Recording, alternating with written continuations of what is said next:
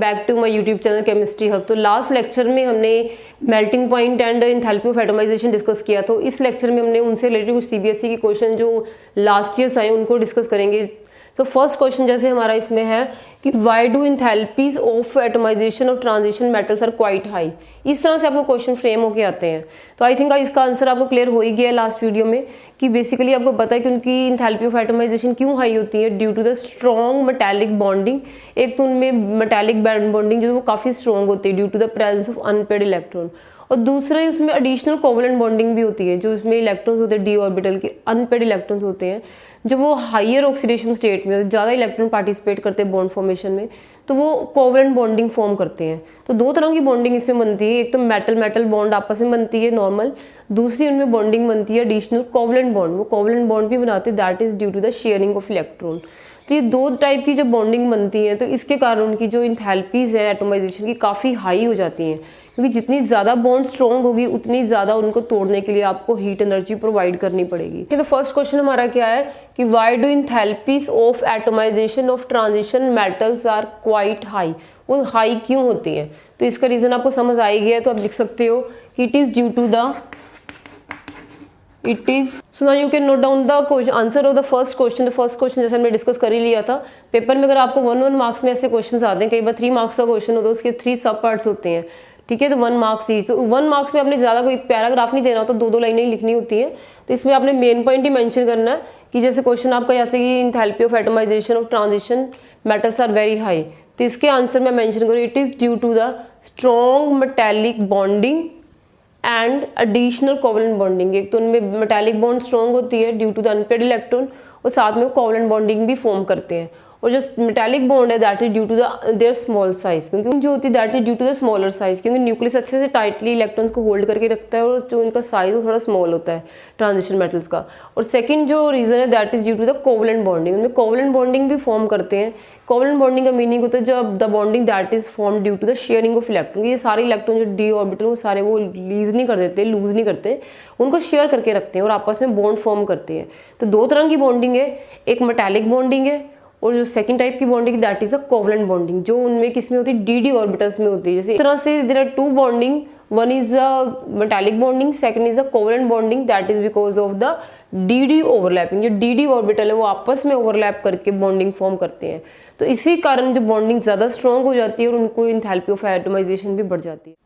सो हमारा next question है that is based on the enthalpy of atomization. This is the enthalpy of atomization is lowest for the zinc in the first transition series. कि first transition series में zinc की जो enthalpy of atomization की value सबसे कम होती है। तो रीज़न आपको पता ही है इसका, क्योंकि जिंक के केस में हमें पता है कि zinc is having the completely field d orbital. कि जिंक की अगर आप कन्फिग्रेशन को देखते हो तो यू कैन सी कि जिंक की कन्फिग्रेशन में अगर देखो 30 एटॉमिक नंबर होता है, आर्गन में 3 आ गए, 4s2 and 3d10। It do not having any incomplete D orbital, उसमें जो डी ऑर्बिटल वो इनकम्प्लीट नहीं है, पूरा भरा हुआ है। तो इस वजह से जो जिंक के इलेक्ट्रॉन्स होंगे वो डी ओवरलैपिंग में पार्टिसिपेट नहीं करेंगे, वो डी उसमें कोवेलेंट बॉन्डिंग पॉसिबल नहीं है।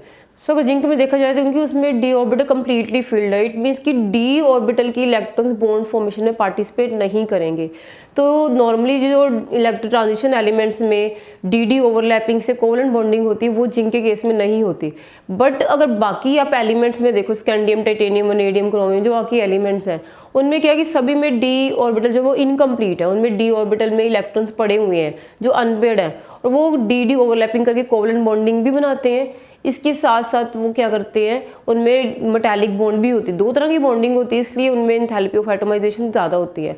बट जिंक में लोएस्ट किस लिए? क्योंकि जिंक में क्या, zinc has only metallic bond, zinc सिर्फ मेटालिक बॉन्ड ही बनाएगा, वो डी ओवरलैपिंग नहीं करता है, इसलिए उसमें जो ओवरलैप जो एंथैल्पी ऑफ एटमाइजेशन है वो सबसे कम होती है। तो यही रीज़न आपने मेंशन करना है कि आप देख सकते हो it has completely field d orbital, और ये रीज़न आप लिख सकते हो। आंसर में क्या आएगा, नोट डाउन इट्स आंसर, समझ तो आपको आई है, बट आपकी लिखना कैसे आपको पेपर में वो भी पॉइंट्स क्लियर होने चाहिए कि zinc has completely field d orbital, वो आपको पता ही है, and it can form only the metallic bond, सिर्फ मेटालिक बॉन्डिंग भी बनाएगा, क्योंकि डी ऑर्बिटल में कोई भी इलेक्ट्रॉन इसका मीन्स की अनपेयर्ड नहीं है। So no d overlapping will takes place, इसमें डी ओवरलैपिंग होगी नहीं।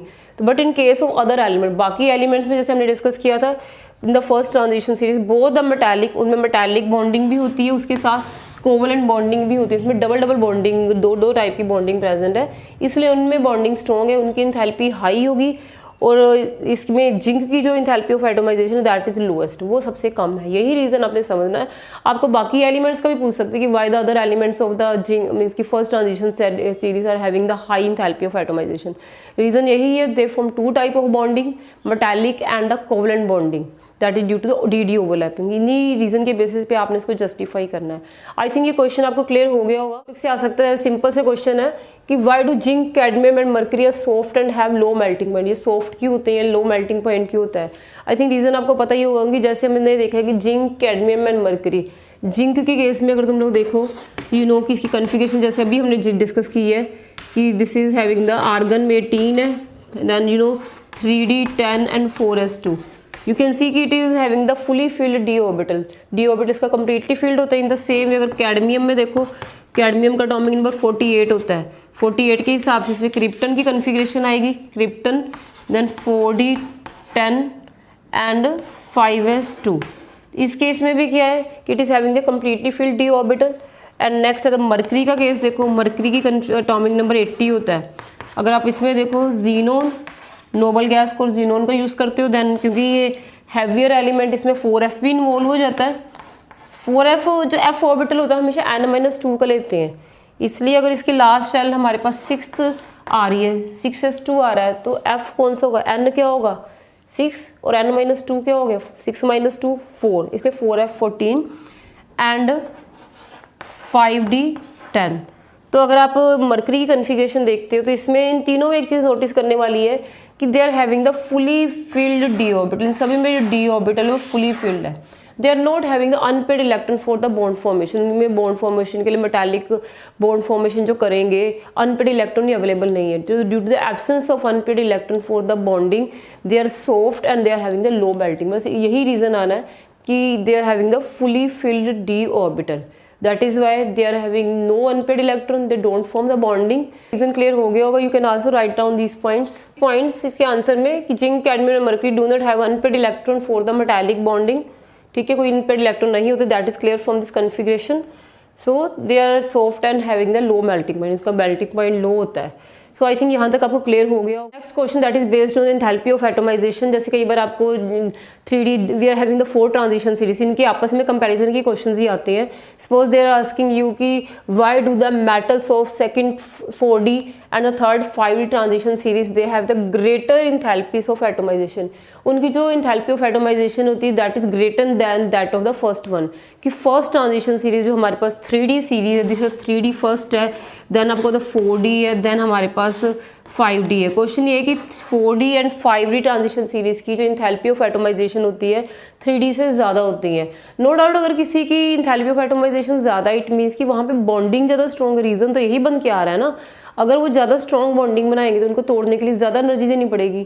तो इट मीन्स इसी के बेसिस पे, यही बेसिक आउटलाइन के बेसिस पे आपने इसको डिफाइन, इसका रीज़न बताना है कि because in case of the elements of the second 4D and 5D transition series, the elements of these two series they are forming more frequent metallic bond। उनमें जो metallic bond होती है वो ज़्यादा strong होती है, वो ज़्यादा bonds बनाते हैं। अगर वो ज़्यादा bonds बना रहे हैं तभी तो उनको तोड़ने के लिए हमें ज़्यादा एनर्जी देनी पड़ रही है ना। यही रीज़न आपने समझना है कि due to the more frequent metallic bond in case of the 4D and 5D series, इनमें जो bonding है वो ज़्यादा strong है। Longer bonding in case of 4D and 5D, इनमें जो बॉन्डिंग होती है ज़्यादा फ्रीक्वेंटली बनती है, ज़्यादा स्ट्रॉन्ग बॉन्डिंग बनती है, because of which the enthalpy of atomisation will be very high. इसलिए इनकी जो इंथैल्पी ऑफ एटोमाइजेशन होती है फर्स्ट ट्रांजिशन सीरीज जो 3D उसके कंपैरिजन में थोड़ी ज़्यादा होती है। पॉइंट की रीज़न क्या है, जैसे हमने डिस्कस अभी कर ही लिया है तो आप नोट डाउन कर सकते हो। It is due to the more frequent metal bonding, कि उस 4D एंड 5D के केस में जो बॉन्डिंग होती है वो ज़्यादा फ्रीक्वेंटली होती है, ज़्यादा नंबर ऑफ बॉन्ड्स बनाते हैं। ठीक है, present in 4D and 5D series they have strong bonding. ज़्यादा फ्रीक्वेंट बॉन्डिंग होने से उनकी बॉन्डिंग ज़्यादा स्ट्रॉन्ग होती है, because of which the enthalpy of atomization are greater than that of the 3D series के कंपैरेटिवली इनकी जो मीन्स की इंथैल्पी ऑफ एटमाइजेशन है वो ज़्यादा होती है। होप आपको यहाँ तक क्लियर हो गया होगा जो हमने enthalpy of atomization and melting point का टॉपिक किया ये, और इसके साथ में जो भी रिलेटेड CBSE के बोर्ड क्वेश्चंस आए हुए हैं। इसके बाद हम नेक्स्ट फिजिकल प्रॉपर्टीज लेंगे नेक्स्ट लेक्चर्स में। So stay connected with all the lectures so that कि आपको ये पूरा कंप्लीट चैप्टर समझ आ सके। And do subscribe this channel and share this video. Thanks for watching.